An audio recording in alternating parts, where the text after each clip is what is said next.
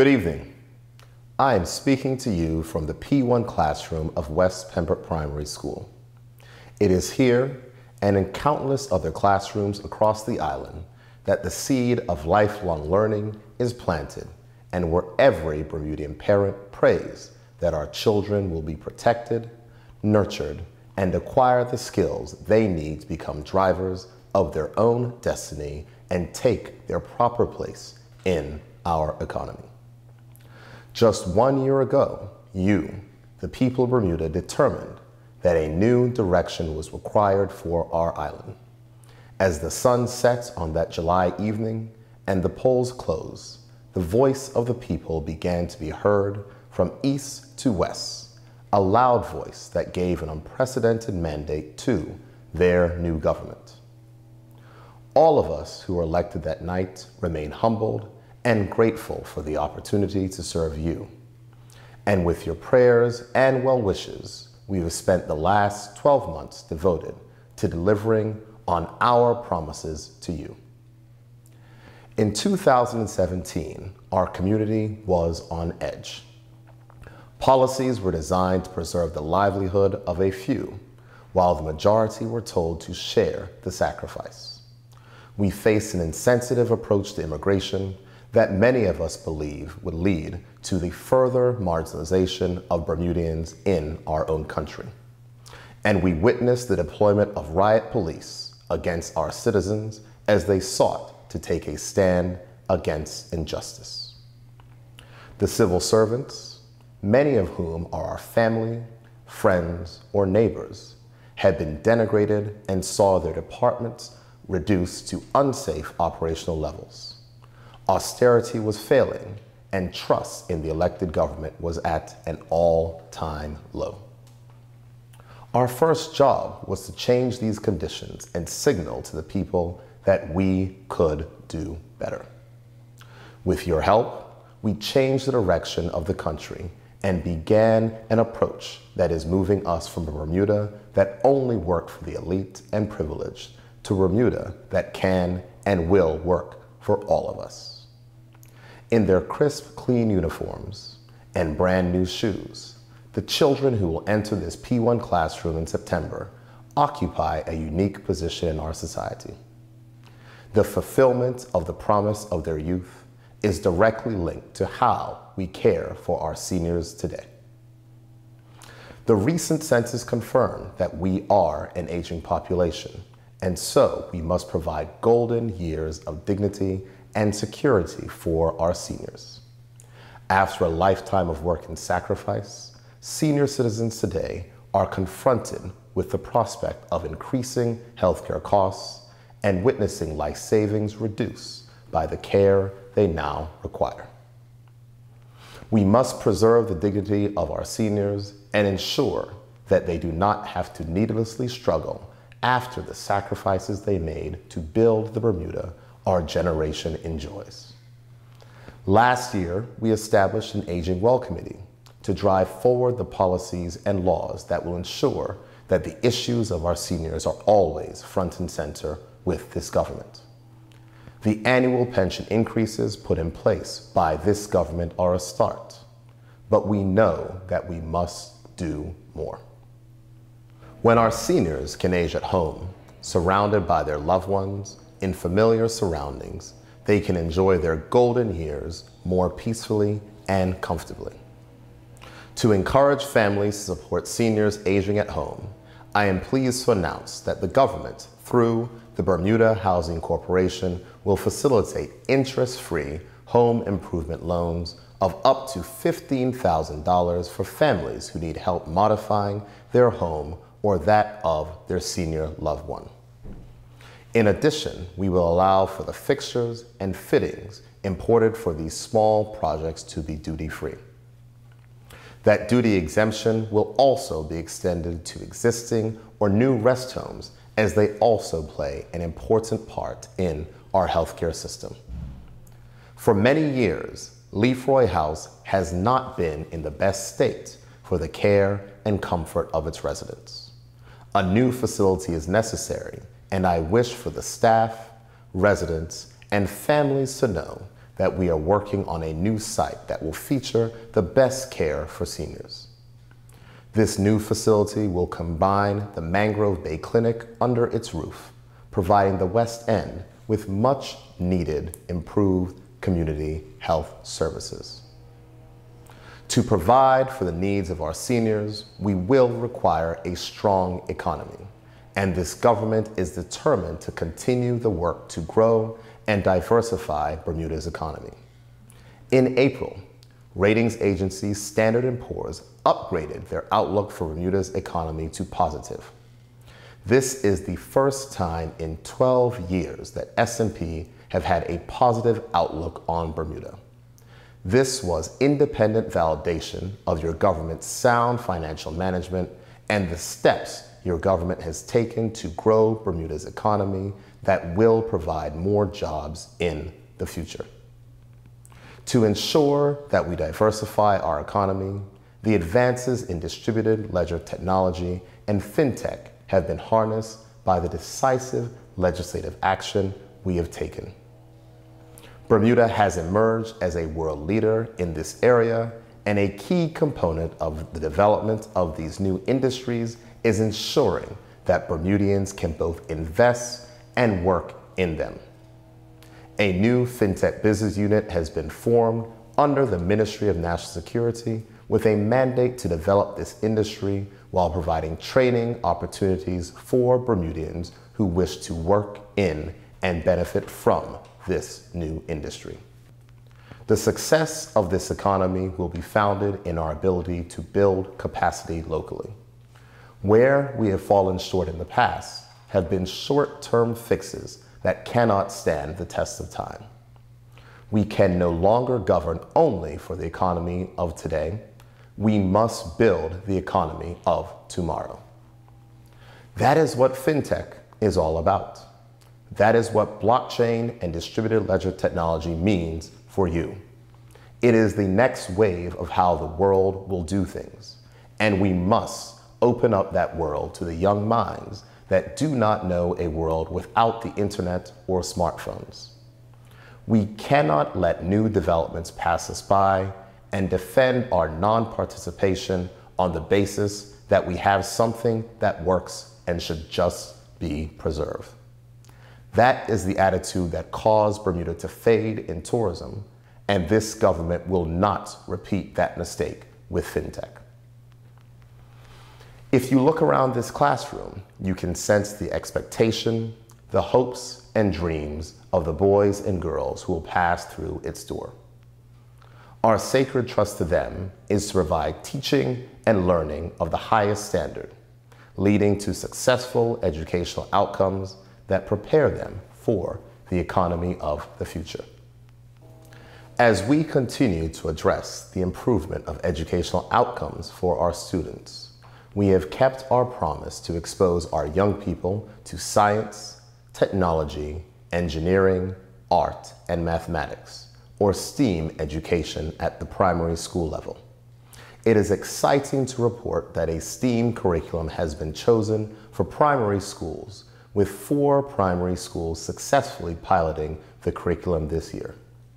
We will now introduce the STEAM curriculum to 6 primary schools per academic year over the next 3 years, laying the foundation for future jobs in finance, technology, and the trades. To keep our promise of phasing out middle schools, the Ministry of Education has commenced the consultation process to ensure that the changes we make will serve the best interests for our students and will improve the quality of public education in Bermuda. My daughter will start in the public school system next September, and just like the Minister of Education, who trusts his daughter's education to the public school system, we will work together to ensure it is the best for all of Bermuda's students. Unless they have learned something different from us as adults, P1 students will arrive in this classroom free from prejudice. All our economic success is for naught if we cannot enjoy it in harmony and unity. There is a need for healing in this community because our affluence has often disguised the true divide in this country. As the most recent census results demonstrate, the divide between races in earning opportunity is real. And if we fail to accept it and the reasons for it, then we can never erase it. Black people in this country have a right to demand that their government address the systemic inequalities that see Black people overrepresented in the criminal justice system or always battling against historic inherited wealth for fairness and equality. That is the reason why the government decriminalized possession of small amounts of cannabis to reduce the number of Black males entering our criminal justice system.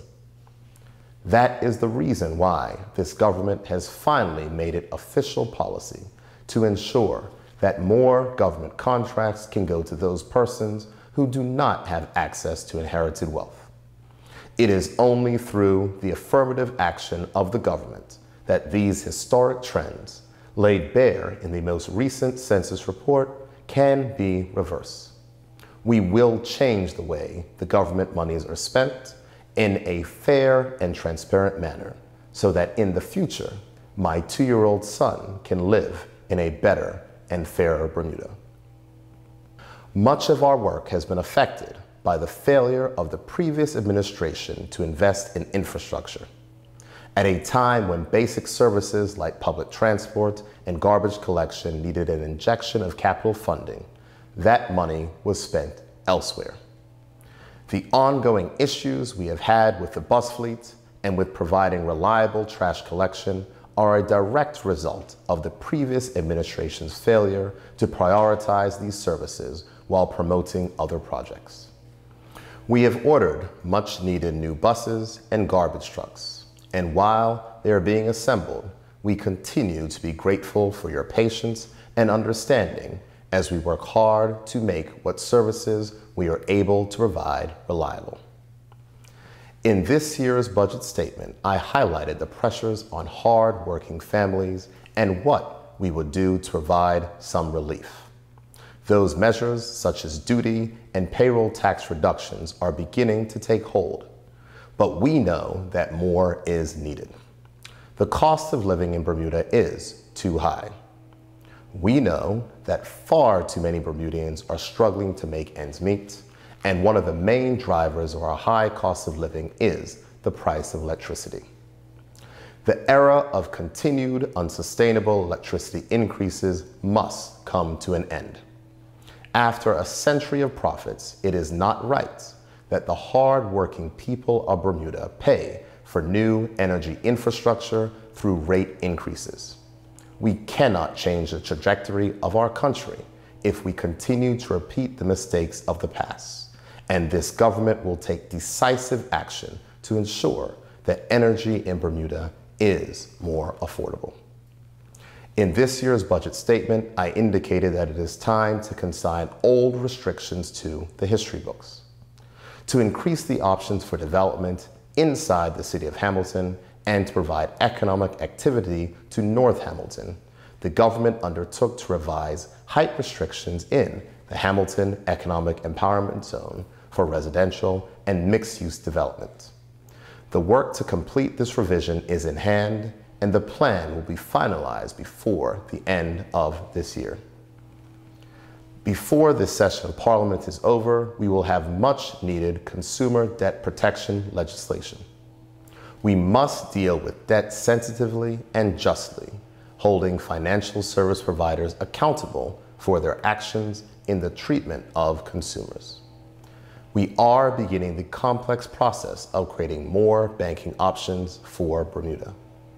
The creation of a new form of banking license, in the first instance to support the development of the fintech industry, is just step one. We are keenly aware of the need for greater access to better banking services across this community, and we will fulfill our promise to bring more competition to banking in Bermuda so that Bermudians can experience lower mortgage rates, which will reduce the strain that many families are feeling. Fellow Bermudians, the government I lead is not perfect, and we will make mistakes. but trust and believe that your government's heart is in the right place. Your government is working hard to ensure that the students who will start here in a few months will come of age in the better and fair Bermuda that you voted for a year ago. What I have appreciated most about this first year in office has been the interaction with you, the people we serve. At public meetings, on the street, even in church, Bermudians of all walks of life have taken the time to encourage me personally and share their views on the performance of their government. People realize that there is an incredible amount of work to be done and recognize that ministers, senators, and MPs are consumed with addressing the issues that will build a better and fairer Bermuda. In 1 year, have we cured all of Bermuda's ills? No, we have not. However, we have made progress in reducing gang violence, progress in providing more opportunity for our students, progress in ensuring dignity for our seniors, progress in fairness for our workers, progress in tackling the high cost of living, progress in making government work better, and progress in tightening up immigration. Yes, we have. From the long overdue opening of the Land Title Registry Office to the 313 Bermudians that receive financial support to attend the Bermuda College. From the new educational programs being implemented in our prisons to the introduction of roadside sobriety testing. From the elimination of conscription to the many steps taken to promote healthy living. And from the increased resources to our entrepreneurs to the reform of legal aid. I am encouraged by the progress we have made in just 12 months.